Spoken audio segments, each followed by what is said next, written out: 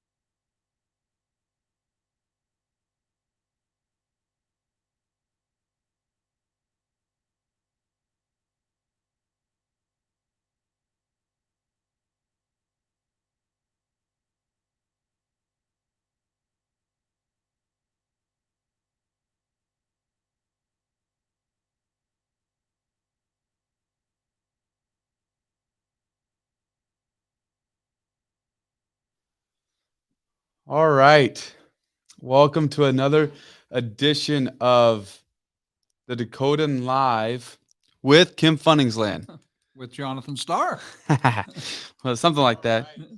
So we've had some pretty awesome things happen in Minot in the last month. And so today we get to sit down and recap those. Yeah. And also, you took a crazy adventure. We get to talk about You gonna that. start with that? Well, we won't start there, but people should stay around for that adventure. As always, this live is brought to you by Shock Safe and Lock. We're thankful to our sponsors for this. Feel free to comment throughout. We'll be looking at those comments. We want to engage with you. Ask any questions. If there's something specific you want us to talk about, let us know about it. We will potentially talk about it. I guess we can't guarantee we will, but we'll try. But this is just a chance to engage with you, our listeners, and our readers. We want to know what you're thinking, so feel free to engage throughout. But we're going to start this off with something big that's happening tomorrow. Kim, school is starting. It's happening. It's real. Starts tomorrow already. I can't believe that summer's almost over. I mean, gosh, remember when you were a school kid? Yeah. When did school, when does it start? When does it end? And where did summer go? And all those thoughts. Right. I'm thinking of all those things right now. But it starts tomorrow for public schools in Minot. Unbelievable. Yeah. So I'm sure that they're looking forward to that. I'm sure there's a lot of anticipation to that. I know that there's been some open houses going on, people getting used to their new teachers, their new classmates, all that stuff. Some big teacher orientation sessions. There was one at the new Ramstead there about a week ago. And a lot was full of cars. Looked like school was on, but it wasn't. Wow. And some of the area schools have started. Some start a little later. Right. But it's, kids go back to school. That's crazy. So, yeah, pretty neat stuff. We'll see how many students are enrolled. There's always some interest in that, but right, we know it's going to be up a little bit, and the lower classes in Minot are larger than the upper classes now. Okay. So there's a lot going on. The new school will come online next year. So that will help alleviate some of that. So okay, exciting stuff. That is exciting. It's going to be interesting to see the impact of that new school on Minot. Obviously, it's garnered a lot of attention, and it continues to do so, rightfully so. Hopefully, we can continue to talk with some of the big decision makers there. But you were mentioning right before we came on, some stuff might be happening with the old Ramstead school. Yeah, I know the old Ramstead school where we used to have different sporting events and things, right, and there was a lot of kids there. They had a gymnasium and a pool and the athletic fields, and of course that got wiped out in 2011 flood, which led to the purchase and the building of the new Ramstead. Really beautiful. Yeah, it's a beautiful school. So what does Minot Public Schools do with prime real estate in the middle of the city? Right. Well, they didn't want to put another school there because they've been through a couple floods. Yeah. So they just left it, and now the Minot State University has come up with a plan in cooperation with public schools and a few other entities to turn that into a natural prairie area as interesting kind of an outdoor classroom. Okay. Place where you could go take photography, a place where you could go grow things, more agricultural mix. And there's just a variety of grassland wildlife, mostly birds that we just don't see very much anymore. Okay. Birds are in decline. I mean, songbirds are off 50, 60% in the last few years. So this is an area you might see some rare birds. Wow. North Dakota is famous for sparrows. Did you know that? I did not know that. There are people who come here from all over the country to see certain sparrows that live in North Dakota. That's incredible. Yeah, it's kind of neat. And maybe we'll get some of those down there. Maybe we need to do a Don't You Know podcast episode on the sparrows. Oh, boy. Heard of the Sprague's pipit? No, I haven't. It's kind of a North Dakota species unique. I've seen them a couple times, but they're incredible. A prairie bird, and we don't have prairie anymore. Yeah. And I'm really curious how they're going to do this. And I know there's some good minds working on it. Right.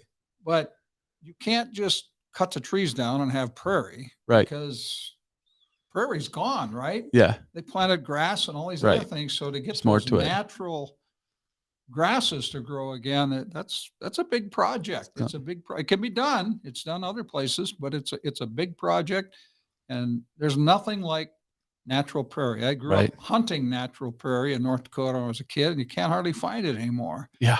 And It's it crazy. evolves and changes. It You know, does. what grows there changes over time. So It's interesting, even in the Minot City Council meeting that happened yesterday, Monday. There was a discussion. Somebody was wanting to change the zoning for their property into rural residential, and there was discussion on it. But I go to your point of the prairie is disappearing.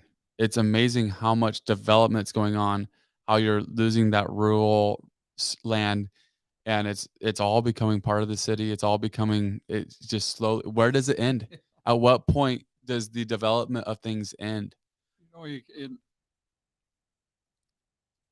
evolution is inevitable, right? I mean, Right.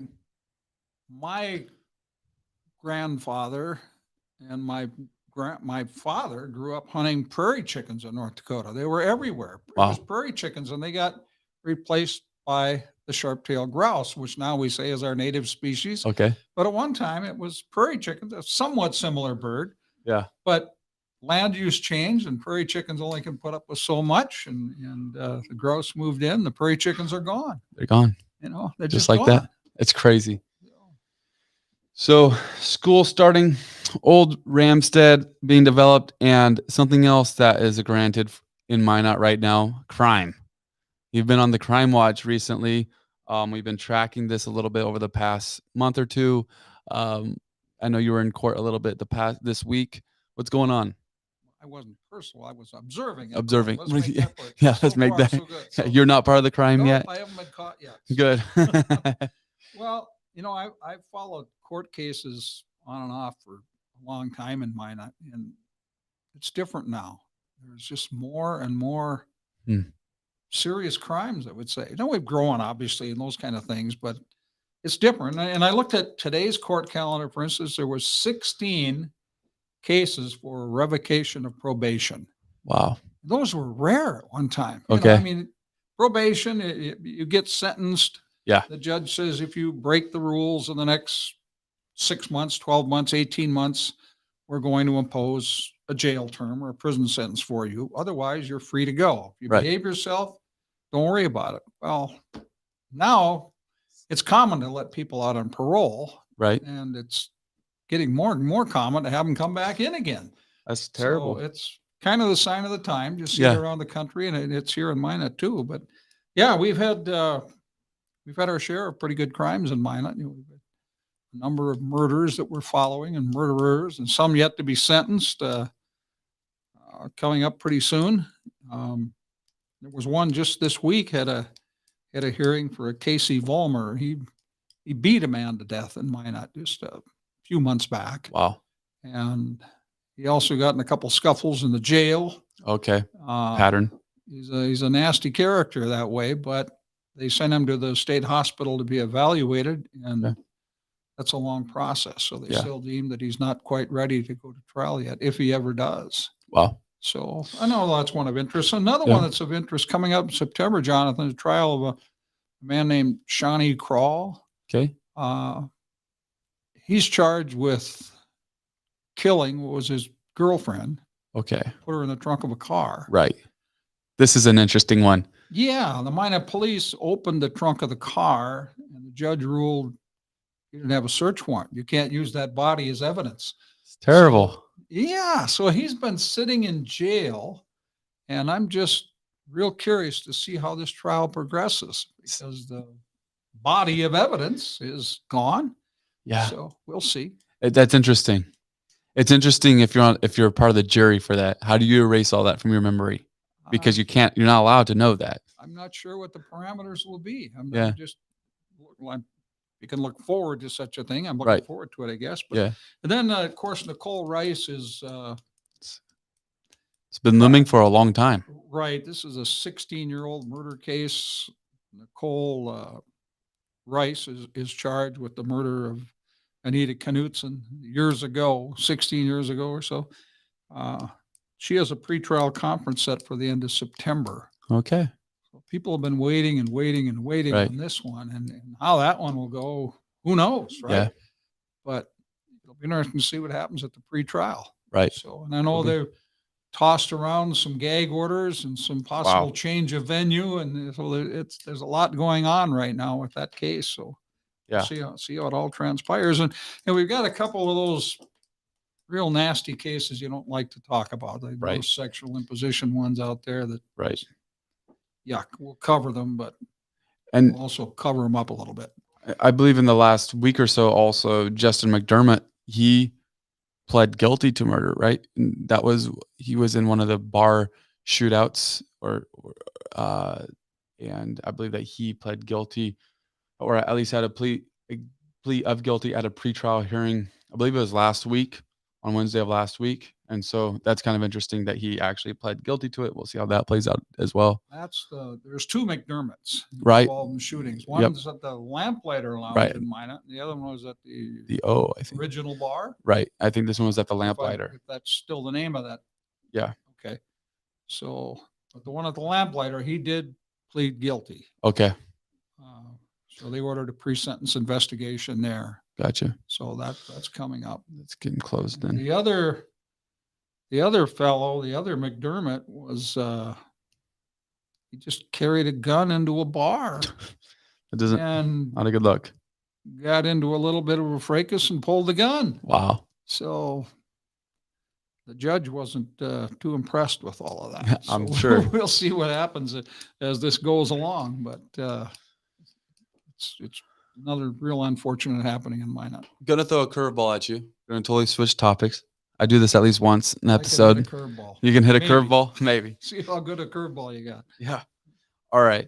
So yesterday, Minot City Council meeting, I already referenced that once, about the zoning issue. So Jonathan Van Dyke, I think he's the planning commissioner for the city. He was showing the proposal. Basically, there's a lot, subdivision just west of town. I think as you're going 4th Avenue, and then that begins to go out of town. There's a subdivision out there, and there's a guy that owns a lot in that subdivision, and he wanted to change his zoning from R1, the standard city residential zoning, to rural residential because he wanted a third outpost building on his lot. Okay. And so it was interesting because the neighbors didn't want this. The reason why was if all of their residential or all of their zonings changed to the rural residential, then you could have horses, you could have any type of animal that you wanted. Well, within reason, any type of animal that you wanted, you could just have a full blown ranch right there in this subdivision. They have larger lots, like 3 acres and stuff like that. So there was reasonable cause for concern with this. But then, and this is, I say all that, establish the base to make this point. The planning commissioner says, here's the problem. We're doing these text amendments is one solution that you can do, which is just basically amend it just for a lot or just for a situation. You can add a text amendment. And basically all of the zonings are beginning to really look a lot like each other. And he went through some of the zonings that look a lot like each other. I think it's interesting because as time goes, and if we keep doing stuff like that, what does your city become? If you just we're very open to development. And sometimes too open to development, where we will make whatever we can to make sure that the development happens because we want to be at the forefront, cutting edge, whatever it is. Like, where does that end? If you try to please everybody, where does it end in zoning and development? Well, that's why it's zoned the way it is now. They tried to put an end to it. So right. It might take some creative building. Yeah. Sometimes it's don't ask, don't tell. Right. Yeah. So there's probably a lot of that. Bring in a horse or some cattle, and that's a different issue. Right. Now you're talking about an area that's just beyond the new fire station, right? The new fire station. Right. Yeah. 5, yeah. Heading west. Yep. Which that's pretty exciting as well. That new fire station. Yeah. That is neat. They need firefighters, by the way, in case you're interested. Yeah. I'm not. They're always short of firefighters. Yeah. So that's good service. And I wonder, they would be responding. I'm not sure where the city limits are on this side of town, but right. I would guess that's within it.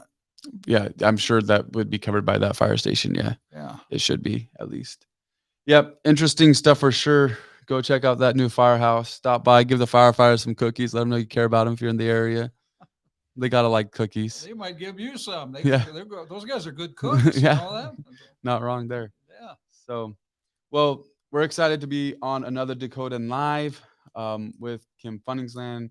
Again, we are extremely thankful to our sponsors, Shock Safe and Lock, already mentioned, Grain Handling Direct. They've been a longtime sponsor of the Dakotan. The Dakota Hope Clinic. They've also been one of our supporters. We're thankful to them. They have some great things coming up, including a banquet that's going to be happening next month. So make sure you go to the Dakota Hope Clinic and check out what they have going on. And also to Jack's Menswear. And if you're looking to sponsor the Dakotan, just hit us up. We got some advertising spaces open. Always looking for opportunities there. So recently you had a good opportunity, speaking of opportunities. And that's the curveball. That's the changeup maybe I was yeah, waiting for. yeah, there's the changeup. Yeah. You had a fantastic opportunity, and I believe, if I understand right, you jumped on an airplane or something, right? And you went out into the middle of nowhere, and you kind of got just forgotten about. I like your version. Oh yeah? Well, tell me your version. It might be a little better. We had to drive all the way up northern Saskatchewan to Okay. a place called Points North, which is an airstrip. They have some helicopters there, but it's open. They keep that open during the winter, and that's what Wow. they do. They do Okay. wintertime rescues out of there. Incredible. Because Saskatchewan goes to Forever. the North Pole. Wow. That's a big province, right? Yeah. Everybody lives in the southern quarter, but right. the rest is all in its wilderness. It's wonderful stuff. So anyway, we get to Points North, and we there's 6 of us. We load our fishing gear on a float plane and our food for the week, and off we go to a lake that's never fished. There's no cabins there. It's fished by us. We've never seen anybody else there. Right. That's the way you like it. Yeah, there's some boats hidden there, and we have some gear, and we set up camp, and we live in tents for a week, and there's no cell phones, there's no internet, there's no nothing. If you fall and break a leg, we're just going to prop you up against a tree because we can't get help for you anyway. So, wow. I mean, so it's a little risky. We do have a satellite phone, so okay. in the event of a dire emergency, we could make contact, but it would still take forever. 3-4 hours to get a float plane in there if weather permits. Yeah. So, but it's quite an experience, and the fishing is just phenomenal. Did you catch any fish, Kim? Oh, if I made a cast, I caught a fish. That's what it was for 5 days. It was pretty astonishing stuff. So do you bring your own food in, or do you just live off the land? Live off the sea? No, we had fish one night until we nearly burst. But other than that, we had food that we brought in. Okay. And, one of the guys that is with is a real chef.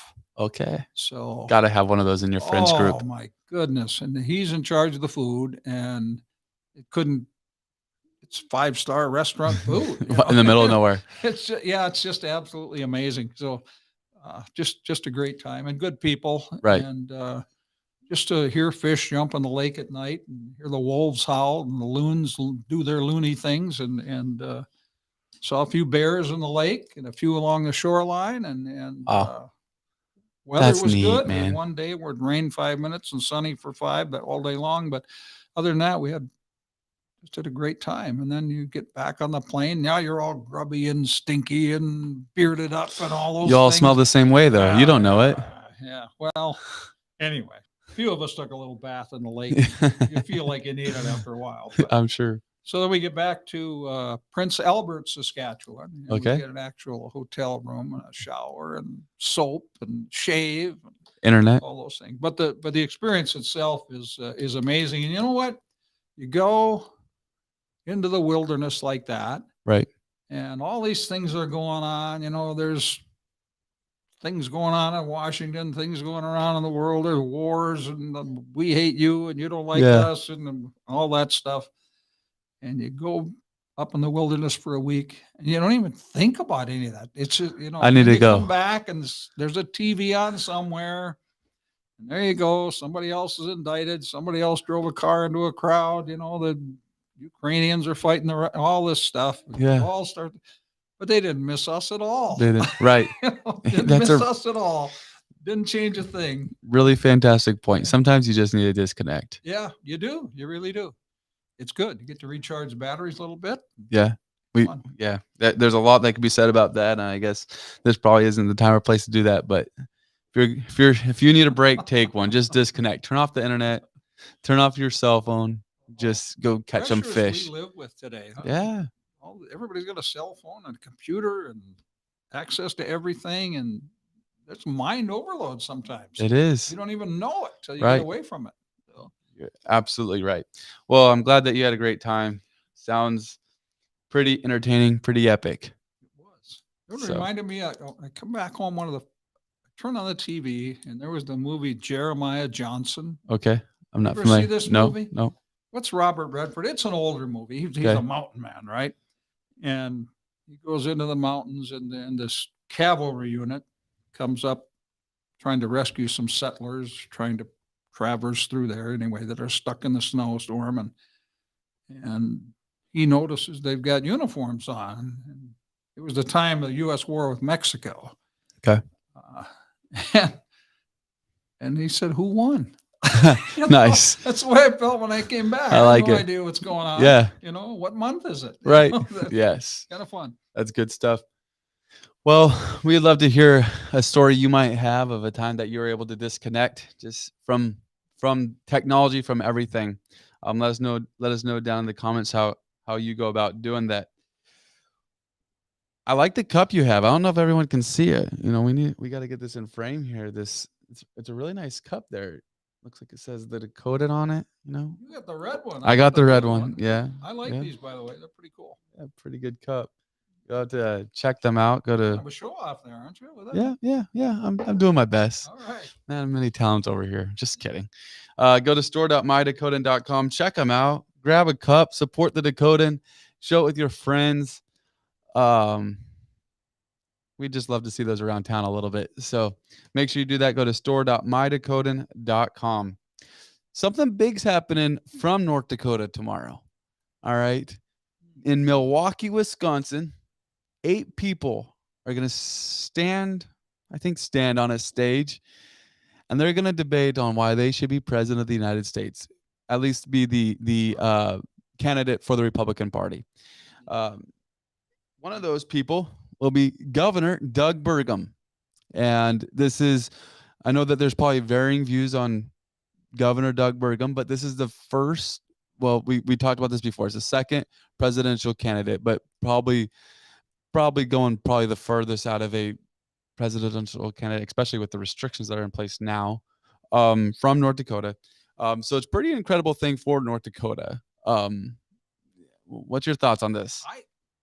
I think it's great. I mean, right. Who doesn't think it's great to have somebody from North Dakota running for president of the United States, and he's on the debate stage with 7 other well-known candidates, right? And 5 or 6 others you'd think would be there that are lesser qualified than he is, and they're not. Which is incredible. There's several, and I probably interrupted you, but there's several candidates that met, or I shouldn't say several. There's 4 that didn't make it. Right. There's Francis Suarez from Miami, Larry Elder, well-known conservative radio host, Perry Johnson. He was a businessman from Michigan, and there was Will Hurd, which was a Texas congressman. Out of those, there's a couple of those that met the 40,000 donor mark, which was supposed to be the part of the hard part. They just couldn't pull. Now where Miami's at, and stuff. We've heard of Larry Elder. I mean, he was part of the deal that happened in California when they tried to impeach their governor Newsom. Perry Johnson, some will have heard of him and not, and some will have not. And then Will Hurd, he's currently a congressman in the state of Texas. So decently well-known people, and they weren't able to pull right where they needed to, yet Burgum was able to. So I think 1% is what you need. Not much. So they're less than 1%, and some places had Burgum as high as 4%, but I think he's officially at 1 something. Gotcha. So he's listed as number 8 of the 8 candidates on the stage, because they got the center candidates will be the 2 leading pollsters, which is Ron DeSantis of Florida and Vivek Ramaswamy. You always get that name right. Yeah. And then outside them, Nikki Haley and Mike Pence, and Chris Christie and Tim Scott. And on the flanks, Asa Hutchinson and Doug Burgum. So Arkansas governor and North Dakota governor. Yeah, and we'll see how much airtime they get, and Yeah. if they get questions they have to respond to, or if they make up their own answers to something else. So, Right. but I think it's pretty exciting stuff to see a North Dakotan on there. It is. And regardless if you're a Doug Burgum fan or not, but right. There's a guy on a national stage. That's good. That is good. He obviously tried probably one of the first. I think he was the first to do the $20 giveaway gift card. Yeah, and it worked. Something. He did, because Francis Suarez did it from Miami. Right. He did that as well, to follow it up. And of course, that's a little bit of that costs a little bit of money. But evidently Burgum has enough to take care of that. Burgum was giving away Yeti coolers and shotguns and anything you could think of to get to that right. mark. But hey, he's from North Dakota, right? We don't have millions of people to draw from. Nobody knows who this guy is. You know, I mean, you've been to national governors conferences and those kind of things. Right. On a national stage, who's Doug Burgum? Yeah. You know? Right. When you need 40,000 people and you need to pull at 1%, you got to get some people behind you. Yeah. If you get everybody in North Dakota, that doesn't make a dent. You need more than that. Right. And I believe part of that 40,000 unique donors, also, I believe that you had to have minimums from states too. I believe you had to have it wasn't a high minimum, but you couldn't just be from California and get 40,000 donors. You had to get some from every state. You couldn't just get all your friends and relatives. You needed somebody else. So, yeah. Exactly. Yep. So kudos to Burgum to make that happen. You've kind of referenced it a little bit, but how do you think it's going to go for him tomorrow? You know, I have an idea what his message is, or what he likes to say. Mm-hmm. If he can convey that and get the time on stage for voters to listen to that, I think people will come away with thinking, you know what, maybe we better take another look at that guy. And that's all he can ask for, right? Because he's not going to take over the polls next week, no matter what he says. But he can make a few people say, you know, that guy's not so bad. Right. Maybe we should pay attention. The one thing that really bothers me a little bit, I saw this poll several places today, is that 40% of voters have already made up their mind, not just for the Republicans, but also for the Democrats, who they're going to vote for president. They've already made up their mind. That's ridiculous. Can you do that? I don't even know. How can you do that? I don't get it. That's the problem we have in this country. You've got to listen to these people and see what they have to say. And, they're going to have their ups and downs and ins and outs and all that. So you might have a favorite right now, but you can't say I'm voting for him for president. I don't know how you can do that. I just don't know. We don't even know who's going to be running, right? No. Truly running for president. And I made a real bold statement. I get reminded once in a while, about 8-9 months ago. I told a group of friends that I don't think either Joe Biden or Donald Trump will be on the presidential ticket. My. And maybe one of them won't be. I don't know. Yeah. It's crazy stuff. And speaking of Donald Trump, he's going to turn himself in for his arrest on Thursday, the morning after the debate, trying to steal a little thunder from the other 8 guys, I guess. He's getting used to that. Turning himself in. I mean, you think what you want about all that, but it's crazy. It's pretty wild times in American politics. It is. So no Joe Biden, which is the incumbent. That's the sitting president of the United States. He won't be on the ticket, on the Democratic ticket, and no. Where'd you get that information? Well, you're saying this is what you're thinking. I'm just going down this. That was 8-9 months ago, but no Joe Biden and no Donald Trump. I'm going to be right on one of those, if not both of them. Yeah, I could see that. It's definitely an interesting discussion. I read something about how somebody else was feeling that way, that they weren't sure if Joe Biden was actually going to be. And obviously, there's a lot of speculation. I don't know. It's tough to really know how all that will play out, and what would be the best ideal situation for the United States as a whole. But definitely interesting for sure. Donald Trump also is going to be doing his own thing. He's not going to this debate. He's not one of those 8 that are going to be on stage. He's going to go do an interview with Tucker Carlson on his own. Some say it's to spite Fox. Some say it's to spite the RNC. And some say it's just Trump. It's just Trump being Trump. So I It's don't know. Trump being Trump, and Yeah. a lot of people are trumped out, Yeah. and some are Right. just firmly behind. They're probably Right. at 40%. Yeah. They're going to do that one way or another. But I just think they all need a fair shake, Trump included, Biden Yep. included. Right. The fact that Trump's not going to be at the debate, I'm not real good with that myself. Yeah. And again, Right. I'll see how everything develops, and Right. there's more debates. I think there's 3 of them. Yeah. So Yeah. he'll pop up there sooner or later, I would guess. I'm sure he's hoping that the crowd thins out. Of course, he was part of one of the first crowded debate stage is for the RNC, so he knows how that goes. Also a real critic of Biden not debating. Yeah. So Yeah, that's he's true. The one not debating. So we'll see if he comes clean yet. Yeah. Interesting. It'll be Politics, interesting. huh? Politics is crazy. Yeah. So let us know what you think about Burgum being on that debate stage, what you think his message should be. I read somewhere that basically he just wants people to get to know who he is, what he's running for, just the baseline things, just so he can basically create a foundation to launch even further into his campaign.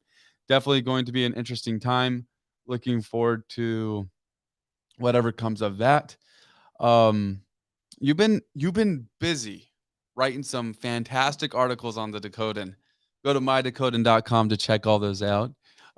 Let's look at a couple of them. One of them is there's this, I believe it was released yesterday, a landmark renovation that happened in Minot, or a new look to a Oh gosh, yes. You're talking about the Minot Gun Club, Minot Gun Club. which is not the Minot Rifle and Pistol Club, which Okay. is southwest of town. The Minot Gun Club is northeast of town. Town. Sounds good. Yeah, they got what was the number? 500,000? $500,000 from Shields. Got 500,000 from Shields All Sports, and they picked up another couple 100,000 in other grants. And they're renovating a clubhouse. It was built in 70, 71. Wow. Never heated. Wow. So they're expanding it just a little bit. Was it all season still, even though it wasn't heated? Well, they did have some winter shoots there, but Okay. you were wearing clothes and bundled up. And I'm just sure. getting inside. So anyway, but they're going to expand the trap houses. I think they have 11 or 12 now, and they're going to get up to 15 or 16, whatever it is. So it'll be the largest shooting line in the state of North Dakota, which, with the resurgence or the emergence, if you will, of high school trap shooting. Right. South Prairie, they just did fantastic on the national stage. He's been in the top 10 in the nation the last 3 years in a row. Wow. Phenomenal. Yeah. Phenomenal for that little school just south of Minot, a bigger school now, but it's phenomenal stuff. And other schools around the state are trying to catch South Prairie, and they're getting pretty close. Right. So, but the bottom line is, Jonathan, they hold the state high school trap shoot has been held in Horace, North Dakota, which is south of Fargo. Yeah. They have the Horace Shooting Park. Okay. And they're getting 17, 18, 1,900 kids to shoot.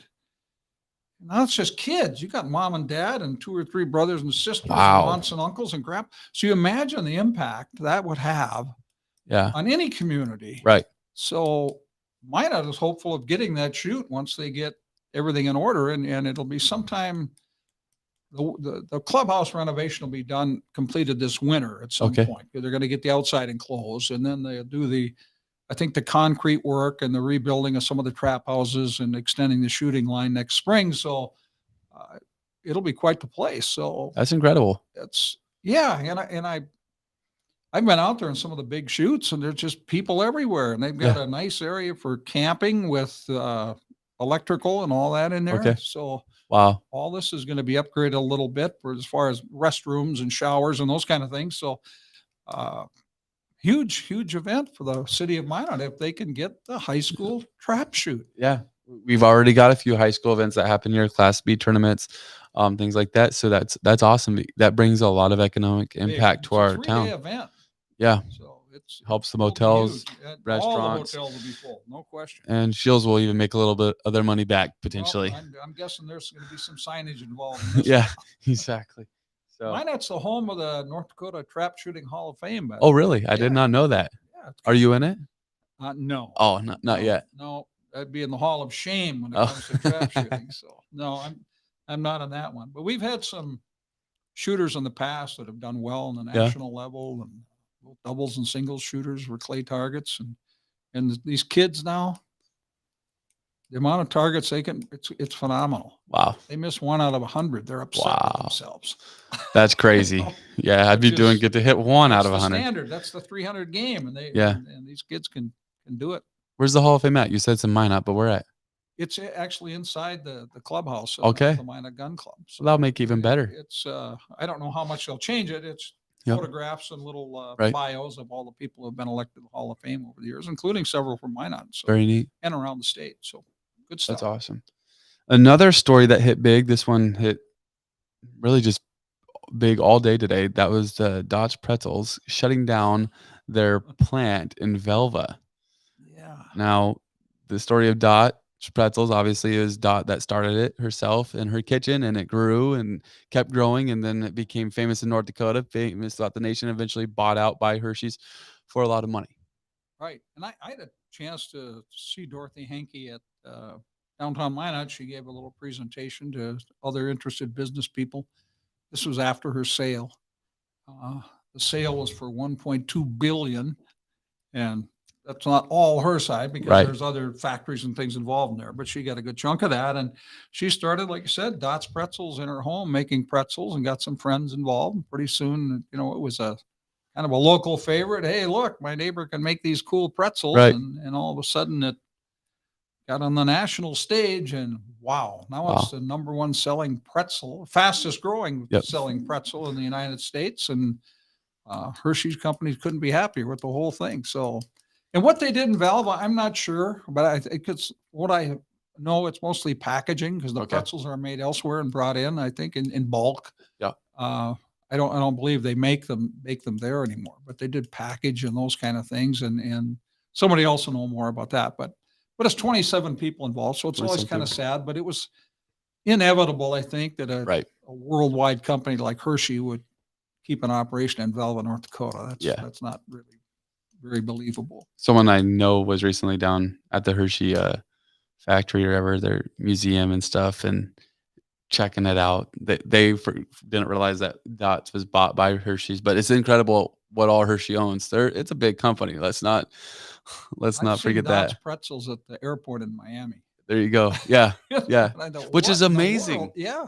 See, I like them, but when you think about like the impact of something like that to be really well popular throughout the whole United States, you have to be pretty popular. I got to tell you a Hershey story. Are you done? Yeah, go. Okay, this is not pretzels. It's chewing gum, believe it or not. Oh. Hershey's used to make chewing gum. Wow. Who knows that? No, you do. I do, but my dad was with the Railroad Retirement Board, so he would travel from depot to depot, and as Wells Fargo and whatnot and railroads change, they used to have the old strong boxes with the locks on them, and then they put those away and they got built-in things.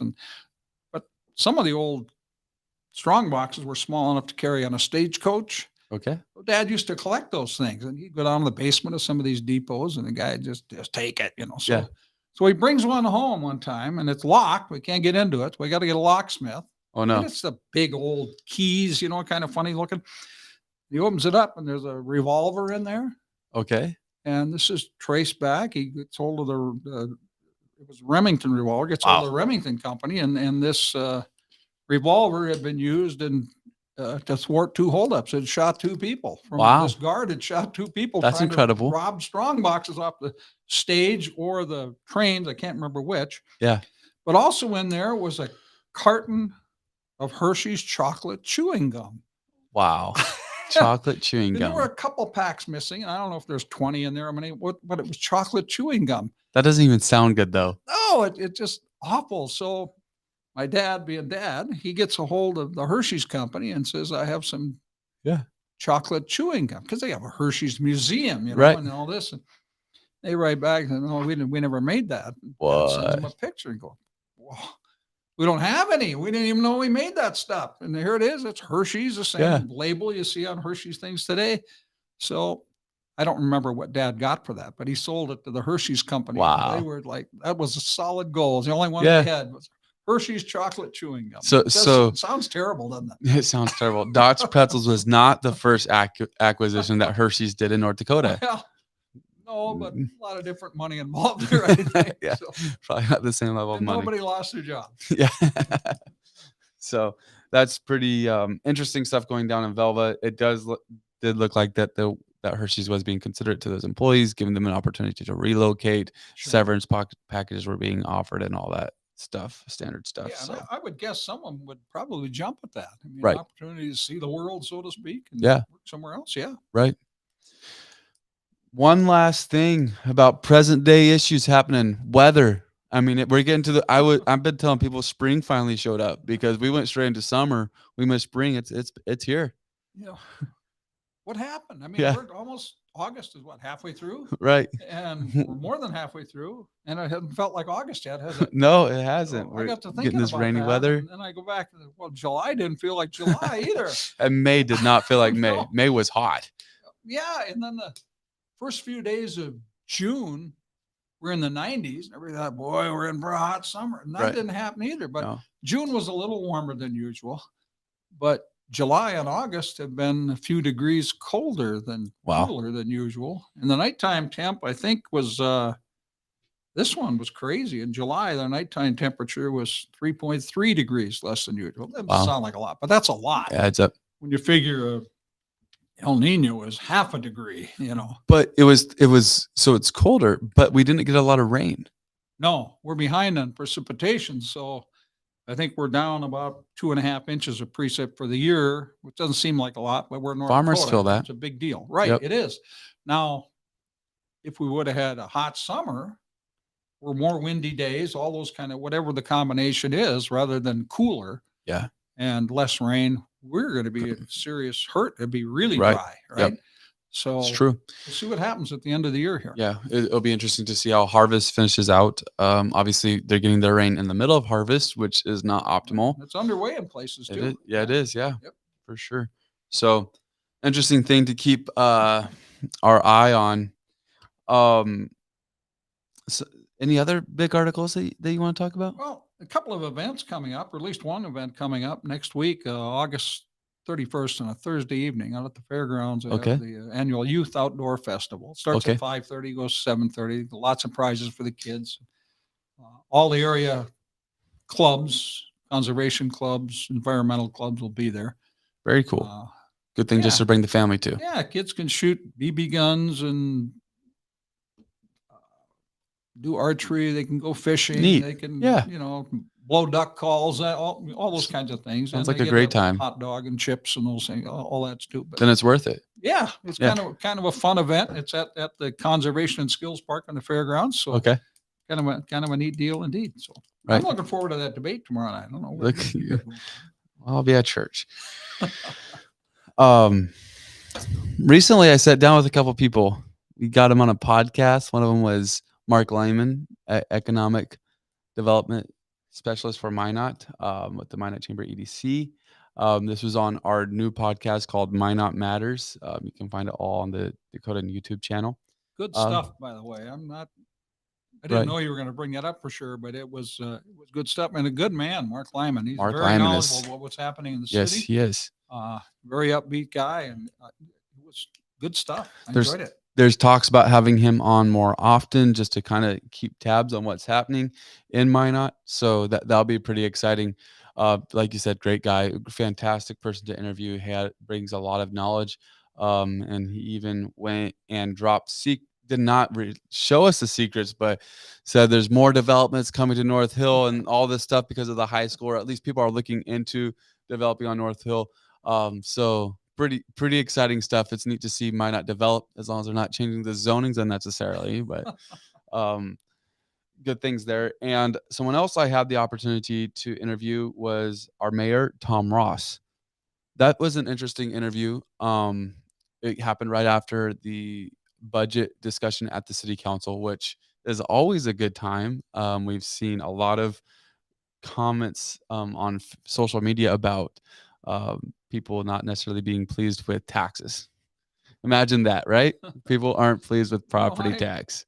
I worked with Tom Ross in television Okay. years ago, and I was with him on election night. When he was Yes, elected you mayor. interviewed him. Yeah, That was one I of did, but- first time he was on the channel. but, I watched your interview with him, And to me, he was always little Tommy Ross. Yeah. I actually coached him in baseball when Oh, he was a wow. little guy. Yeah. And I said, boy, is that guy growing up? Yeah. Right. That was an impressive time with you two Yeah. bantering back and forth on the microphone. That was Right. good stuff. I mean, that sensational, good stuff.